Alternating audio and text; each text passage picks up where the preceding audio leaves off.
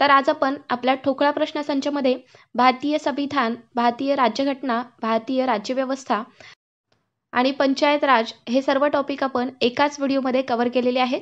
तर परीक्षेच्या दृष्टीने खूप महत्त्वाचा टॉपिक आहे, तर व्हिडिओ शेवटपर्यंत पहा. चला तर मग व्हिडिओला सुरुवात करूयात.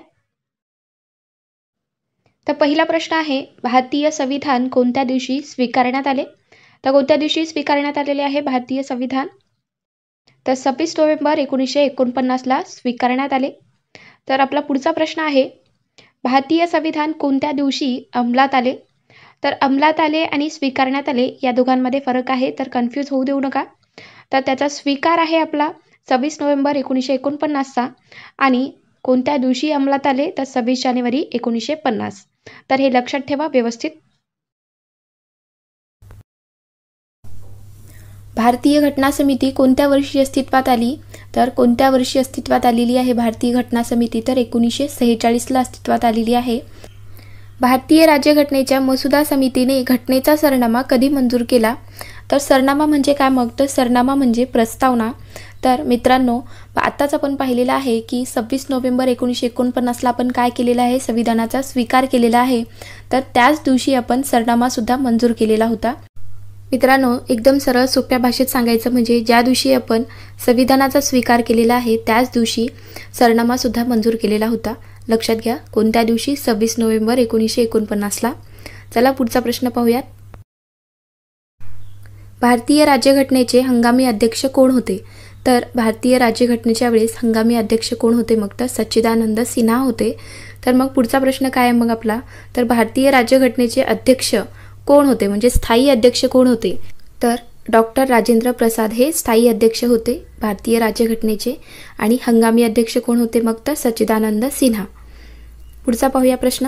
मित्रांनो, तुम्ही अजून चॅनलला सबस्क्राईब करून घेतलं नसेल तर सबस्क्राईब करून घ्या आणि व्हिडिओला लाईक करा, जेणेकरून तुम्हाला मी जेव्हा पण व्हिडिओ टाकेल तेव्हा तुम्हाला नोटिफिकेशन मिळतील. तर चॅनलला सबस्क्राईब करून घ्या. घटनेच्या मसुदा समितीचे अध्यक्ष कोण होते? तर घटनेच्या मसुदा समितीचे अध्यक्ष होते doctor Babasaheb Ambedkar. Next question, doctor Babasaheb Ambedkar यांच्या अध्यक्षतेखाली मसुदा समितीची स्थापना कधी करण्यात आली? तर मसुदा समितीची स्थापना कधी करण्यात आलेली आहे? तर 29 ऑगस्ट 1947ला करण्यात आलेली आहे. आणि घटनेच्या मसुदा समितीचे अध्यक्ष कोण होते?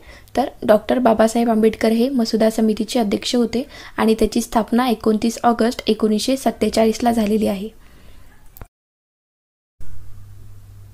घटनेचा सरनामा कोणी लिहिला?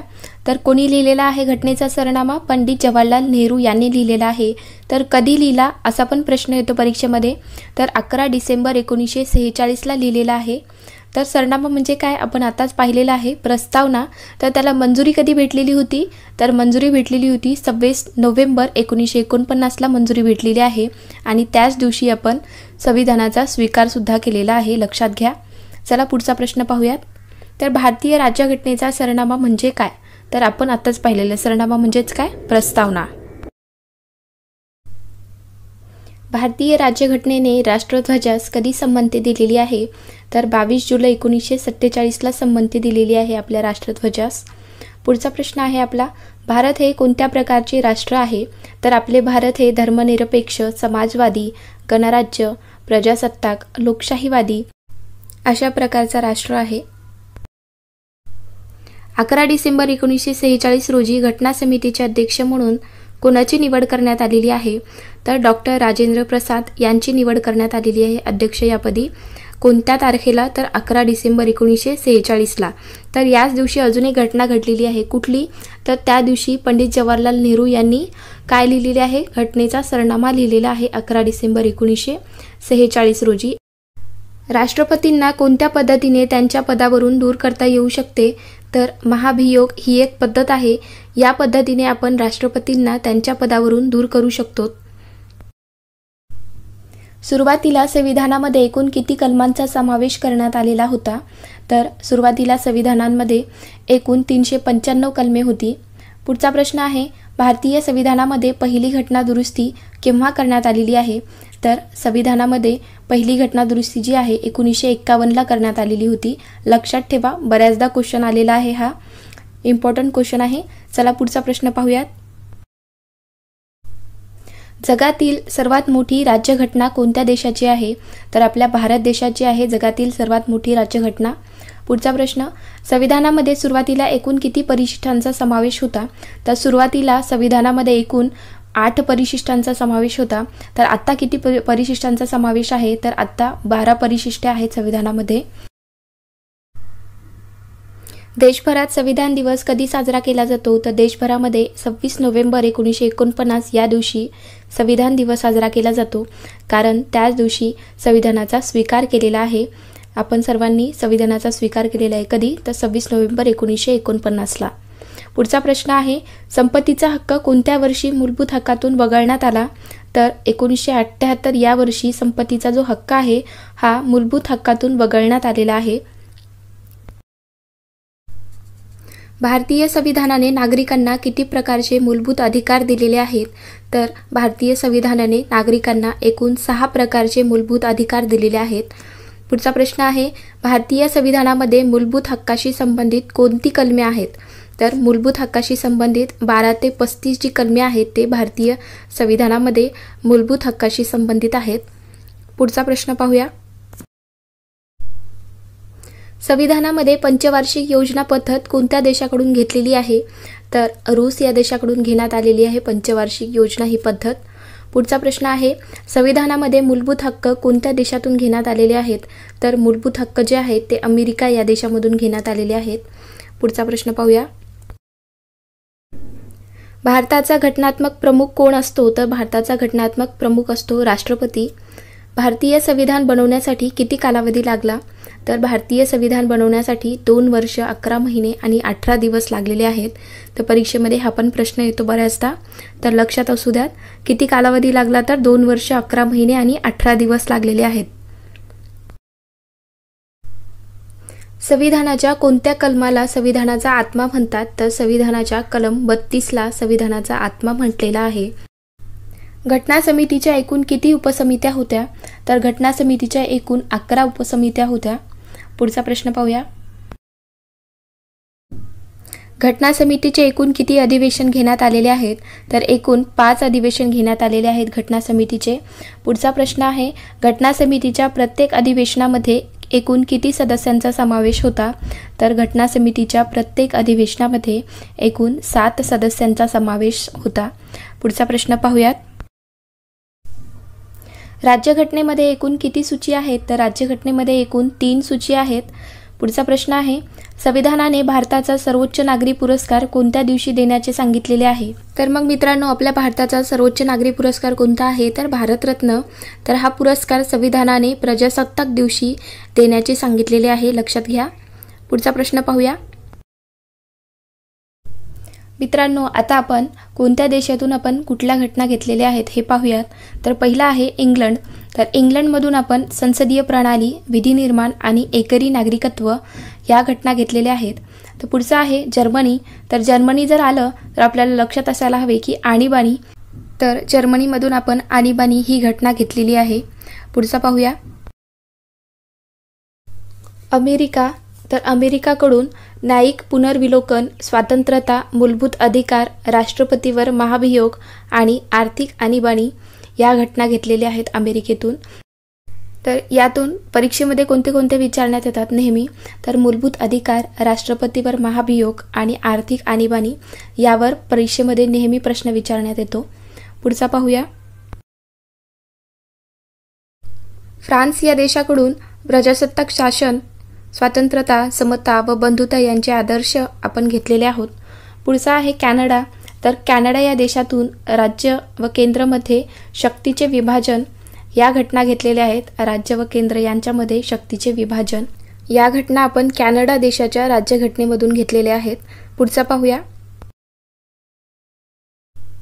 आयर्लंड या देशातून नीती व निर्देशक तत्वे किंवा आपण त्याला मार्गदर्शक तत्वे या नावाने सुद्धा परीक्षेमध्ये विचारण्यात येतं. तर लक्षात असू द्यात, आयर्लंड या देशातून आपण नीती व निर्देशक तत्वे किंवा मार्गदर्शक तत्वे आपण घेतलेले आहोत. तर पुढचा आहे ऑस्ट्रेलिया. तर ऑस्ट्रेलिया देशाच्या घटनेवरून समवर्ती सूची ही घटना आपण घेतलेली आहे. पुढचा पाहूया. तर पुढचा देश आहे आपला दक्षिण आफ्रिका. तर दक्षिण आफ्रिकेच्या राज्यघटनेवरून संविधान संशोधन किंवा त्याला आपण परीक्षेमध्ये घटना दुरुस्तीची पद्धत या नावाने सुद्धा परीक्षेमध्ये विचारण्यात येतं। तर दोन्हीही तुम्हाला सांगण्यात आलेले आहेत, तर लक्षात घ्या। तर दक्षिण आफ्रिकेच्या राज्यघटनेवरून संविधान संशोधन किंवा घटना दुरुस्तीची पद्धत या घटना घेतलेल्या आहेत। पुढचा आहे रशिया। तर रशियावरून मूलभूत कर्तव्य ही घटना घेतलेली आहे।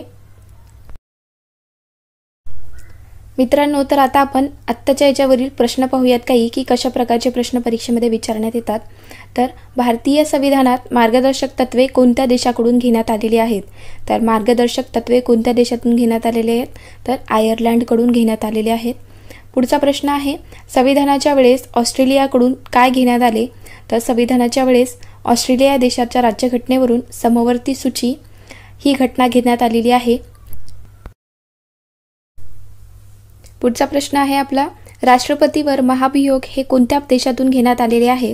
तर राष्ट्रपतीवर महाभियोग म्हणजेच काय की राष्ट्रपती यांना त्यांच्या पदावरून दूर करणे म्हणजेच महाभियोग ही प्रक्रिया आहे।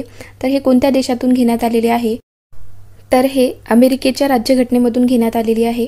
पुढचा पाहूया संविधान तयार करताना रशिया या देशातून काय घेण्यात आले?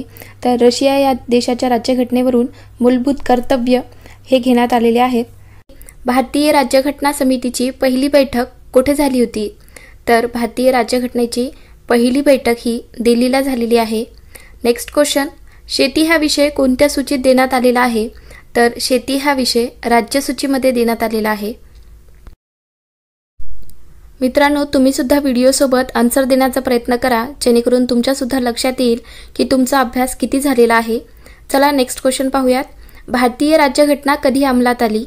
तर भारतीय राज्यघटना जी आहे ती 26 जानेवारी 1950ला अंमलात आलेली आहे। भारतीय राज्यघटनेत संघराज्य पद्धत कोणत्या देशाकडून स्वीकारली आहे? तर भारतीय राज्यघटनेमध्ये संघराज्य पद्धत हे अमेरिका या देशाकडून स्वीकारलेली आहे। मूळ भारतीय घटनेत किती मूलभूत अधिकार होते? तर मूळ भारतीय घटनेमध्ये 7 मूलभूत अधिकार होते। नेक्स्ट क्वेश्चन भारतीय संविधान हे कशा प्रकारचे आहे? तर भारतीय संविधान हे अंशतः संघात्मक व अंशतः एकात्मक प्रकारचे आहे। भारतीय राज्यघटनेत मूलभूत अधिकारांशी संबंधित कोणती कलमे आहेत? तर भारतीय राज्यघटनेमध्ये मूलभूत अधिकारांशी सांगितलेलं आहे। तर मूलभूत अधिकारांशी संबंधित कोणती कलमे आहेत? तर कलम 12 ते 35 हे मूलभूत अधिकारांशी संबंधित कलमे आहेत। राज्यसभा सदस्यांचा कार्यकाळ किती वर्षाचा असतो? तर राज्यसभा सदस्यांचा कार्यकाळ हा 6 वर्षाचा असतो। भारताने कोणत्या प्रकारची शासन पद्धती स्वीकारली आहे? तर भारताने संसदीय शासन पद्धत स्वीकारलेली आहे। नेक्स्ट क्वेश्चन भारतीय राज्यघटनेतील कलम 1 ते 4 मध्ये काय आहे? तर भारतीय राज्यघटनेतील कलम 1 ते 4 मध्ये राज्य व केंद्रशासित प्रदेशांची यादी दिलेली आहे। संसदेच्या दोन्ही सभागृहांचे निर्वाचित सदस्य कोणाची निवड करतात? तर संसदेच्या दोन्ही सभागृहांचे निर्वाचित सदस्य हे उपराष्ट्रपती यांची निवड करतात। 42वी घटना दुरुस्ती कोणत्या वर्षी अंमलात आली? तर 42वी घटना दुरुस्ती ही 1976ला अंमलात आलेली आहे। भारतात घटनात्मकरित्या किती भाषांना मान्यता मिळाली आहे? तर भारतामध्ये 22 भाषांना मान्यता मिळालेली आहे। नेक्स्ट भारतीय घटना समितीचे स्थायी अध्यक्ष कोण आहेत?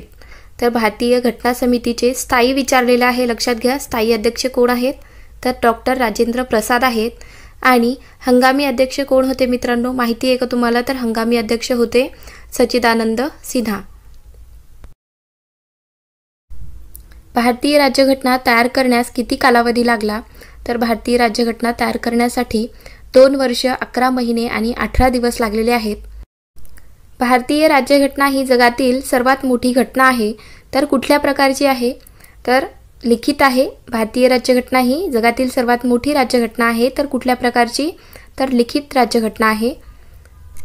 मित्रांनो, तुम्ही तलाठी परीक्षेची तयारी करत असाल तर तुमच्यासाठी प्रश्नसंच सुरू केलेला आहे।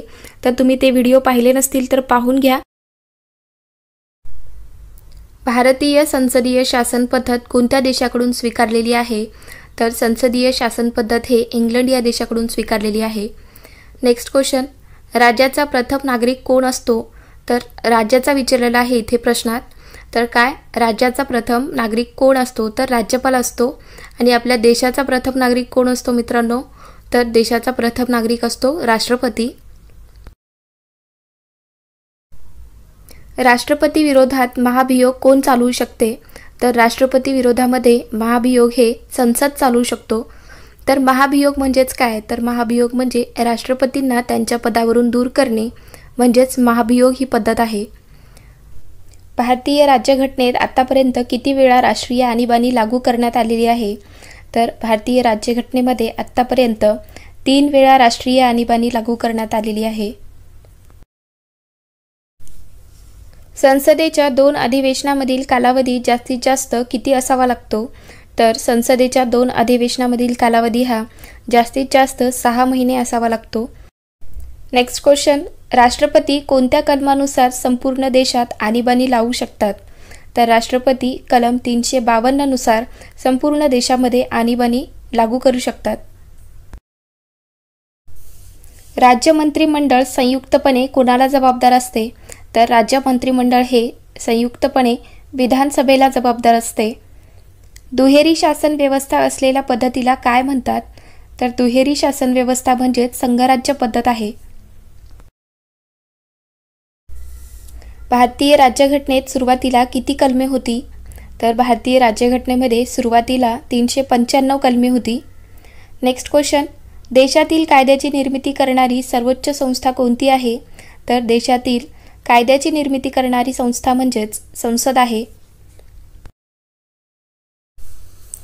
भारतीय राज्यघटना कधी स्वीकारण्यात आलेली आहे, तर भारतीय राज्यघटनेचा स्वीकार हा 26 नोव्हेंबर 1949ला झालेला आहे. मित्रांनो, भारतीय राज्यघटनेचा स्वीकार हा 26 नोव्हेंबर 1949चा आहे. तर मग कधी अंमलात आलेली आहे भारतीय राज्यघटना, तर 26 जानेवारी 1950ला अंमलात आलेली आहे भारतीय राज्यघटना. ही अंमलात येणे म्हणजेच काय, तेव्हापासून लागू झालेली आहे भारतीय राज्यघटना ही. नेक्स्ट क्वेश्चन, भारतीय राज्यघटनेत आणीबाणीचा अधिकार कोणत्या देशाकडून घेण्यात आलेला आहे, तर भारतीय राज्यघटनेमध्ये आणीबाणीचा अधिकार हा जर्मनी देशाकडून घेण्यात आलेला आहे. कोणत्या घटना दुरुस्तीनुसार मतदारांचे वय 21 वरून 18 वर्ष करण्यात आलेले आहे, तर 61व्या घटना दुरुस्तीनुसार मतदारांचे वय हे 21 वरून 18 वर्ष करण्यात आलेले आहे. कोणत्या घटना दुरुस्तीनुसार, 61व्या घटना दुरुस्तीनुसार मतदारांचे वय हे 21 वरून 18 वर्ष करण्यात आले. नेक्स्ट, भारतीय राज्यघटनेत आदिवासींचा उल्लेख कोणत्या जमातीमध्ये करण्यात आलेला आहे, तर भारतीय राज्यघटनेमध्ये आदिवासींचा उल्लेख हा अनुसूचित जमातीमध्ये करण्यात आलेला आहे. 44व्या घटना दुरुस्तीनुसार कोणता मूलभूत अधिकार रद्द करण्यात आलेला आहे, तर 44व्या घटना दुरुस्तीनुसार मूलभूत अधिकारामधून संपत्तीचा अधिकार काढण्यात आलेला आहे. तर परीक्षेमध्ये संपत्तीचा अधिकाराऐवजी मालमत्तेचा अधिकार असाही देतात ऑप्शनमध्ये. तर मालमत्ता म्हणजेच संपत्ती असते, तर कन्फ्यूज होऊ नका नेमकं काय आहे म्हणून. तर संपत्ती म्हणजेच मालमत्ता. तर 44व्या घटना दुरुस्तीनुसार मूलभूत अधिकारामधून संपत्तीचा अधिकार काढण्यात आलेला आहे. राज्यसभेत राष्ट्रपती किती सदस्यांची निवड करतात, तर राज्यसभेमध्ये राष्ट्रपती हे 12 सदस्यांची निवड करतात. 42व्या घटना दुरुस्तीत कोणते शब्द उद्देशपत्रिकेत जोडले गेलेले आहेत, तर समाजवादी, धर्मनिरपेक्ष आणि अखंडता हे शब्द उद्देशपत्रिकेत जोडले गेलेले आहेत. नेक्स्ट क्वेश्चन आहे, राज्यसूचीमध्ये किती विषयांचा समावेश आहे, तर राज्यसूचीमध्ये 66 विषयांचा समावेश आहे. समवर्ती सूचीमध्ये किती विषयांचा समावेश आहे, तर समवर्ती सूचीमध्ये 47 विषयांचा समावेश आहे. आताच आपण काय पाहिलेलं आहे, राज्यसूची. तर राज्यसूचीमध्ये किती विषयांचा समावेश आहे, तर 66 विषयांचा समावेश आहे. नेक्स्ट क्वेश्चन, समवर्ती सूचीत विषय व कायदा कोण बनवू शकतो, तर समवर्ती सूचीमध्ये विषय व कायदा केंद्र व राज्य सरकार बनवू शकतो. घटनेच्या कोणत्या कलमानुसार अस्पृश्यता पाळणे हा गुन्हा आहे, तर घटनेच्या कलम 17 नुसार अस्पृश्यता पाळणे हा गुन्हा आहे. नेक्स्ट, राज्यसभा सभापती यांचा कार्यकाळ किती वर्षाचा असतो, तर राज्यसभा सभापती यांचा कार्यकाळ 5 वर्षाचा असतो. भारतीय संसदेतील सर्वात मोठी समिती कोणती आहे? तर भारतीय संसदेमध्ये अंदाज समिती जी आहे ती सर्वात मोठी समिती आहे. स्वातंत्र्याच्या हक्काचा समावेश भारतीय राज्यघटनेच्या कोणत्या कलमात करण्यात आलेला आहे? तर स्वातंत्र्याचा हक्क हा कलम 19 ते 22 या कलमांमध्ये करण्यात आलेला आहे. भारतीय राज्यघटनेच्या मसुदा समितीने घटनेचा सरनामा कधी मंजूर केला? तर भारतीय राज्यघटनेने मसुदा समितीच्या घटनेचा सरनामा हा 26 नोव्हेंबर 1949ला मंजूर केलेला आहे. मसुदा समितीची स्थापना कधी करण्यात आली? तर मसुदा समितीची स्थापना ही 29 ऑगस्ट 1947ला झालेली आहे. भारतीय राज्यघटनेने राष्ट्रध्वजास कधी संमती दिलेली आहे? तर 22 जुलै 1947ला भारतीय राज्यघटनेने राष्ट्रध्वजास संमती दिलेली आहे. घटनेचा सरनामा कोणी लिहिला? तर घटनेचा सरनामा पंडित जवाहरलाल नेहरू यांनी लिहिलेला आहे. तर सरनामा म्हणजेच काय? तर सरनामा म्हणजे प्रस्तावना. मूलभूत हक्काच्या यादीतून वगळण्यात आलेल्या मालमत्तेच्या हक्काशी कोणते कलम संबंधित होते?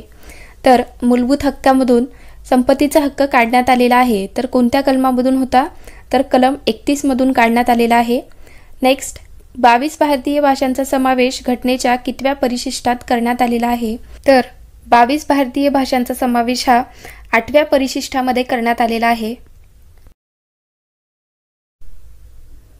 भारतीय घटना समिती जुलै 1946 मध्ये कोणत्या समितीच्या शिफारसीनुसार अंमलात आलेली आहे? तर त्रिमंत्री योजना यांच्या शिफारसीनुसार भारतीय राज्यघटना ही अंमलामध्ये आलेली आहे. नेक्स्ट, लोकलेखा समितीच्या 22 सदस्यांपैकी लोकसभेचे सदस्य किती असतात? तर लोकलेखा समितीच्या 22 सदस्यांपैकी लोकसभेचे सदस्य असतात 15. राष्ट्रपतींना पदावरून दूर करण्यासाठी महाभियोगाची तरतूद कोणत्या कलमामध्ये आहे? तर राष्ट्रपतींना त्यांच्या पदावरून दूर करण्याची पद्धत म्हणजेच महाभियोग, तर ही तरतूद कलम 61 मध्ये दिलेली आहे. डिसेंबर 2003 मध्ये कोणत्या घटना दुरुस्तीनुसार बोडो, संथाली, मैथिली व लडाखी या 4 भाषांचा समावेश 8व्या परिशिष्टात करण्यात आलेला आहे? मित्रांनो, आताच आपण पाहिलेला आहे की 22 भाषांचा समावेश हा कोणत्या परिशिष्टात करण्यात आलेला आहे? तर 8व्या परिशिष्टामध्ये करण्यात आलेला आहे. तर कोणती घटना दुरुस्ती आहे की ज्यानुसार या भाषांचा समावेश झालेला आहे? तर 92वी घटना दुरुस्ती आहे. राष्ट्रपतींना गुन्हेगारांना माफी देण्याचा अधिकार कोणत्या कलमात देण्यात आलेला आहे? तर राष्ट्रपतींना गुन्हेगारांना माफी देण्याचा अधिकार हा कलम 72 मध्ये देण्यात आलेला आहे. नेक्स्ट क्वेश्चन, घटनेच्या कोणत्या कलमानुसार जम्मू काश्मीर राज्यास विशेष दर्जा देण्यात आलेला आहे? तर घटनेच्या कलम 370 मध्ये जम्मू काश्मीरला विशेष दर्जा देण्यात आलेला आहे. भारतीय घटना दुरुस्तीचे अधिकार कोणाकडे आहेत? तर भारतीय घटना दुरुस्तीचे अधिकार हे कायदे मंडळाकडे असतात. महाभियोगाची तरतूद कोणत्या कलमानुसार करण्यात आलेली आहे? तर महाभियोगाची तरतूद ही कलम 61 नुसार करण्यात आलेली आहे. भारतीय राज्यघटनेचे हंगामी अध्यक्ष कोण होते? तर मी आधीच सांगितलेलं आहे. भारतीय राज्यघटनेचे हंगामी अध्यक्ष कोण होते? तर सच्चिदानंद सिन्हा होते. भारतीय संसदेने मानवी हक्क संरक्षण कायदा कोणत्या वर्षी संमत केलेला आहे? तर भारतीय संसदेने मानवी हक्क संरक्षण कायदा हा 1993ला संमत केलेला आहे. भारतीय राज्यघटनेचा सरनामा म्हणजेच काय मित्रांनो? तर भारतीय राज्यघटनेचा सरनामा म्हणजेच प्रस्तावना. नेक्स्ट, घटनेच्या 8व्या परिशिष्टात सिंधी भाषेचा समावेश कोणत्या घटना दुरुस्तीने करण्यात आलेला आहे? तर भारतीय राज्यघटनेच्या 8व्या परिशिष्टामध्ये सिंधी भाषेचा समावेश हा 21वी घटना दुरुस्तीमध्ये करण्यात आलेला आहे. घटनात्मक उपाययोजनेच्या हक्काशी संबंधित घटना कलम कोणते आहे? तर कलम 32 जे आहे ते घटनात्मक उपाययोजनेच्या हक्काशी संबंधित आहे. नेक्स्ट क्वेश्चन आहे आपला शेवटचा प्रश्न आजच्या व्हिडिओतला. संघसूची, राज्यसूची, समवर्ती सूची यांचा समावेश घटनेच्या कोणत्या परिशिष्टात करण्यात आलेला आहे? तर संघसूची, राज्यसूची आणि समवर्ती सूची यांचा समावेश 7व्या परिशिष्टामध्ये करण्यात आलेला आहे. लोकसभेच्या विविध समित्यांवर सभासदांच्या निवडणुका करण्याचे अधिकार कोणास आहेत? तर कुणाकडे आहेत? लोकसभेच्या विविध समित्यांवर सभासदांच्या निवडणुका करण्याचे अधिकार कोणाकडे आहेत? तर लोकसभेचे सभापती यांच्याकडे असतात. नेक्स्ट क्वेश्चन, भारतीय संसदेने मानवी हक्क संरक्षण कायदा कोणत्या वर्षी संमत केला? तर कोणत्या वर्षी संमत केलेला आहे भारतीय संसदेने मानवी हक्क संरक्षण कायदा? तर 1993 संमत केला. उच्च न्यायालयातील न्यायाधीशांची नेमणूक कोण करतो? तर राष्ट्रपती करतात. उच्च न्यायालयातील न्यायाधीशांची नेमणूक हे राष्ट्रपती करतात. पुढचा प्रश्न, उच्च न्यायालयाच्या न्यायाधीशांना आपला पदाचा राजीनामा द्यायचा असेल तर तो कोणाकडे सादर करावा लागतो? तर राष्ट्रपतीकडे ते सादर करतात. उच्च न्यायालयातील न्यायाधीशांना शपथ देण्याचे कार्य कोण करतो? तर राज्यपाल करतात. उच्च न्यायालयातील न्यायाधीशांना शपथ देण्याचे कार्य राज्यपाल करतात. पुढचा प्रश्न आहे आपला, भारतीय संविधान कोणत्या दिवशी अंमलात आले? तर अंमलात कोणत्या दिवशी आलेले आहे भारतीय संविधान? तर 26 जानेवारी 1950 अंमलात आले. भारतीय संविधान कोणत्या दिवशी स्वीकारण्यात आले? कधी स्वीकारण्यात आलेले आहे? आधी जे आपण पाहिले ते कोणत्या दिवशी अंमलात आले असा प्रश्न होता. आणि आत्ताचा प्रश्न आहे, भारतीय संविधान कोणत्या दिवशी स्वीकारण्यात आले? तर 26 नोव्हेंबर 1949 स्वीकारण्यात आलेले आहे. दोघांमध्ये कन्फ्युजन होतं, तर व्यवस्थित समजून घ्या. नेक्स्ट क्वेश्चन, भारत खऱ्या अर्थाने सार्वभौम प्रजासत्ताक कधी बनले? तर 26 जानेवारी 1950 बनलेले आहे. आपला भारत देश खऱ्या अर्थाने सार्वभौम कधी बनलेला आहे? तर 26 जानेवारी 1950. भारतीय घटना समिती कोणत्या वर्षी अस्तित्वात आली? तर जुलै 1946 अस्तित्वात आलेली आहे भारतीय घटना समिती. नेक्स्ट क्वेश्चन, भारतीय घटना समिती कोणत्या समितीच्या शिफारसीनुसार अंमलात आली? तर त्रिमंत्री योजना या समितीच्या शिफारसीनुसार भारतीय घटना समिती अंमलात आलेली आहे. भारतीय राज्यघटनेच्या मसुदा समितीने घटनेचा सरनामा कधी मंजूर केला? तर 26 नोव्हेंबर 1949 भारतीय राज्यघटनेच्या मसुदा समितीने घटनेचा सरनामा मंजूर केला होता. नेक्स्ट क्वेश्चन, घटना दुरुस्तीशी संबंधित कलम कोणते आहे? तर कलम 368 आहे. घटना दुरुस्तीशी संबंधित कलम आहे कलम 368. लोकलेखा समितीच्या 22 सदस्यांपैकी लोकसभेचे सदस्य किती असतात? तर 15 असतात. नेक्स्ट क्वेश्चन, कोणत्या घटना दुरुस्तीनुसार पंतप्रधानांचा सल्ला राष्ट्रपतीवर बंधनकारक करण्यात आला? तर 42व्या घटना दुरुस्तीनुसार पंतप्रधानांचा जो सल्ला आहे तो राष्ट्रपतीवरती बंधनकारक करण्यात आलेला आहे. राष्ट्रपतींना पदावरून दूर करण्यासाठीच्या महाभियोगाची तरतूद कोणत्या कलमामध्ये आहे? तर कलम 61 मध्ये आहे. राष्ट्रपतींना त्यांच्या पदावरून दूर करण्यासाठी महाभियोग ही पद्धत वापरली जाते, तर ती कलम 61 मध्ये सांगण्यात आलेली आहे. घटना दुरुस्तीची पद्धत भारतीय राज्यघटनेत कोणत्या देशाच्या घटनेवरून स्वीकारलेली आहे? तर घटना दुरुस्तीची जी पद्धत आहे तर ती कोणत्या देशावरून स्वीकारण्यात आली? तर दक्षिण आफ्रिका या देशाच्या घटनेवरून स्वीकारण्यात आलेली आहे. मतदानासाठी आवश्यक पात्रता वय 21 वरून 18 वर्ष कोणत्या घटना दुरुस्तीने करण्यात आले? तर 61वी घटना दुरुस्ती. तर यानुसार मतदानासाठी आवश्यक असणारी वयाची पात्रता 21 वरून 18 वर्ष करण्यात आली. पुढचा प्रश्न, भारतात मूलभूत हक्क व इतर मानवी हक्काचे संरक्षण करण्याच्या हेतूने राष्ट्रीय मानवी हक्क आयोगाची स्थापना कधी करण्यात आली? तर कधी करण्यात आलेली आहे राष्ट्रीय मानवी हक्क आयोगाची स्थापना? तर 2000 करण्यात आली. कोणत्या ग्रहाचा सभापती हा त्या ग्रहाचा सदस्य नसतो? तर राज्यसभा सभापती हा त्या ग्रहाचा सदस्य नसतो. संघसूची, राज्यसूची व समवर्ती सूची यांचा समावेश घटनेच्या कोणत्या परिशिष्टात करण्यात आला आहे? तर 7व्या परिशिष्टामध्ये करण्यात आला. संघसूची, राज्यसूची व समवर्ती सूची यांचा समावेश घटनेच्या 7व्या परिशिष्टात करण्यात आला. घटनेचा सरनामा कोणी लिहिला? तर पंडित जवाहरलाल नेहरू यांनी लिहिलेला आहे घटनेचा सरनामा. नेक्स्ट, घटनेने उर्वरित विषयांवरील शेषाधिकार कोणास बहाल केले आहेत? तर संसदेला बहाल केलेले आहेत. घटनेतील उर्वरित विषयांवरील शेषाधिकार संसदेला बहाल करण्यात आले. कोणत्या ठरावानुसार घटना समिती सार्वभौम झाली? तर 14 ऑगस्ट 1947च्या ठरावानुसार घटना समिती सार्वभौम झाली. भारतीय राज्यघटनेने राष्ट्रध्वजास कधी संमती दिली? तर 22 जुलै 1947ला भारतीय राज्यघटनेने राष्ट्रध्वजास संमती दिलेली आहे. सरनामा म्हणजे भारतीय राज्यघटनेची काय आहे? तर प्रस्तावना आहे. सरनामा म्हणजेच काय? तर प्रस्तावना. भारतीय राज्यघटनेच्या कोणत्या कलमानुसार अस्पृश्यता पाळणे हा गंभीर सामाजिक गुन्हा आहे? तर कलम 17 नुसार. भारतीय राज्यघटनेच्या कलम 17 नुसार अस्पृश्यता पाळणे हा गंभीर सामाजिक गुन्हा आहे. कोणत्या घटना दुरुस्तीनुसार मालमत्तेचा अधिकार मूलभूत हक्काच्या यादीतून वगळण्यात आला? तर 44व्या घटना दुरुस्तीनुसार मालमत्तेचा अधिकार मूलभूत हक्काच्या यादीतून वगळण्यात आला.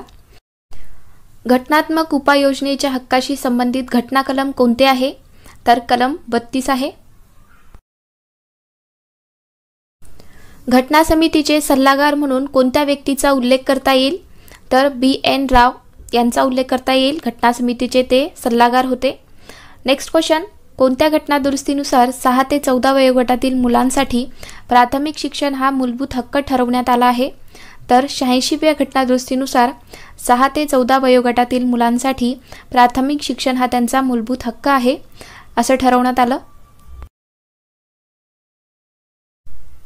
संसदेच्या अधिवेशनाची सुरुवात कोणाच्या अभिभाषणाने होते?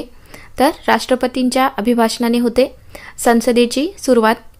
पुढचा प्रश्न. राष्ट्रपतींना अभिभाषणासाठी कोण निमंत्रित करतात? तर महान्यायवादी करतात. राष्ट्रपतींना अभिभाषणासाठी निमंत्रित करतात महान्यायवादी.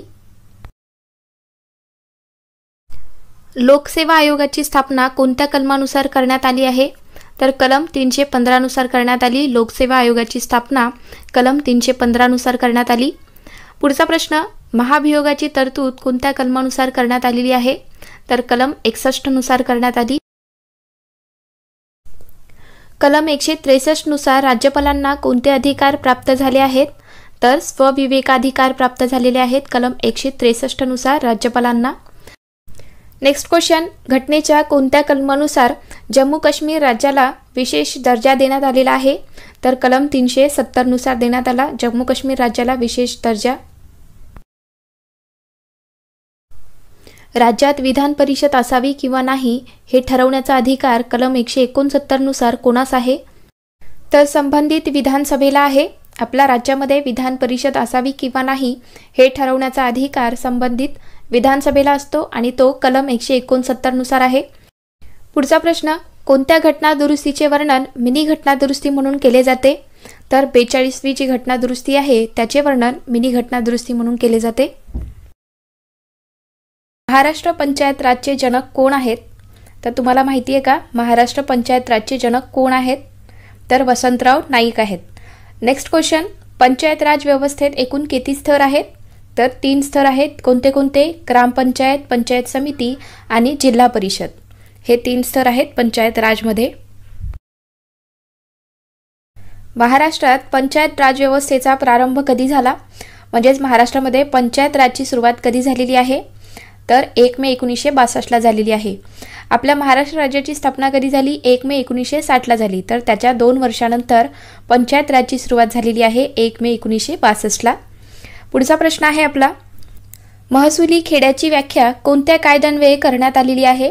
तर कोणत्या कायद्याने महसूल खेड्याची व्याख्या करण्यात आलेली आहे?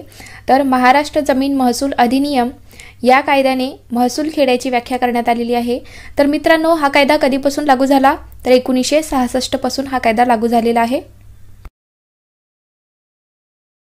कोणत्या संस्थांना लोकशाहीचा पाळणा म्हणून ओळखतात?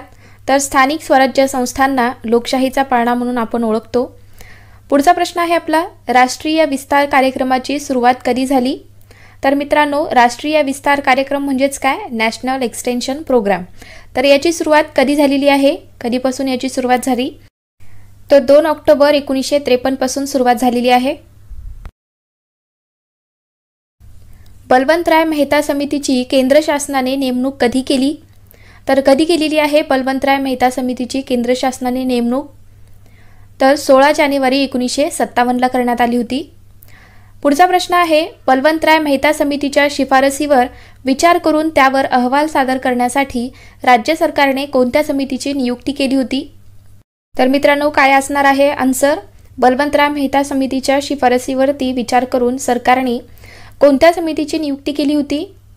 तर वसंतराव नाईक समितीची नियुक्ती करण्यात आली होती. वसंतराव नाईक समिती कधी नेमली गेली? तर 27 जून 1960 वसंतराव नाईक समिती नेमली गेली होती. वसंतराव नाईक समितीने एकूण किती शिफारसी केल्या होत्या? तर किती शिफारसी केलेल्या आहेत वसंतराव नाईक समितीने? तर या समितीने 226 शिफारसी केल्या होत्या. वसंतराव नाईक त्या काळी कोणत्या पदावर कार्यरत होते? तर त्यावेळेस ते महसूल मंत्री होते. पुढचा प्रश्न, महाराष्ट्रात ग्रामपंचायतीची सदस्य संख्या किती असते? आपल्या महाराष्ट्रामध्ये ग्रामपंचायतीची सदस्य संख्या किती असते? तर मित्रांनो, 7 ते 17 असते. ग्रामपंचायतीची सदस्य संख्या किती असावी हे राज्य शासनाच्या वतीने कोण ठरवतो? तर जिल्हाधिकारी ठरवतात. पंचायत समितीचा सभापती आपला राजीनामा कोणाकडे देतात? पंचायत समितीचे जे सभापती आहेत तर ते आपला राजीनामा कोणाकडे देतात? तर जिल्हा परिषदेचे जे अध्यक्ष आहेत त्यांच्याकडे देतात ते राजीनामा. आपला पुढचा प्रश्न आहे, ग्रामपंचायतीचा कार्यकाळ किती वर्षाचा असतो? तर 5 वर्षाचा असतो मित्रांनो. नेक्स्ट क्वेश्चन, सरपंच आपला राजीनामा कोणाकडे देतात? तर पंचायत समितीचे जे सभापती आहेत त्यांच्याकडे देतात. लक्षात ठेवा मित्रांनो, सगळेच प्रश्न महत्त्वाचे आहेत. तर सरपंच आपला राजीनामा कोणाकडे देतात? तर पंचायत समितीचे जे सभापती आहेत त्यांच्याकडे देतात मित्रांनो.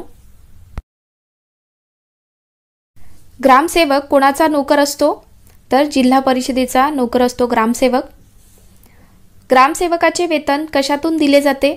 तर ग्रामसेवकाचे वेतन हे जिल्हा परिषदेच्या जिल्हा निधीतून दिले जाते. ग्रामीण भागात बालविवाह प्रतिबंधक अधिकारी म्हणून कोण कार्य पाहतो? ग्रामीण भागामध्ये बालविवाह प्रतिबंधक अधिकारी म्हणून कोण कार्य पाहतात? तर ग्रामसेवक कार्य पाहतात मित्रांनो. पुढचा प्रश्न आहे आपला, ग्रामसेवक प्रशिक्षण केंद्र कुठे आहे? आपल्या महाराष्ट्रामध्ये ग्रामसेवक प्रशिक्षण केंद्र कुठे आहे? तर सिंदेवाहीला आहे चंद्रपूर जिल्ह्यात आणि मांजरीला आहे पुणे जिल्ह्यामध्ये. तर या 2 ठिकाणी आपल्या महाराष्ट्रामध्ये ग्रामसेवक व ग्रामसेविका प्रशिक्षण केंद्र आहे. गटविकास अधिकारी कोणत्या खात्याचा अधिकारी आहे? तर ग्रामविकास खात्याचा अधिकारी आहे मित्रांनो. गटविकास अधिकारी हे ग्रामविकास खात्याचे अधिकारी असतात.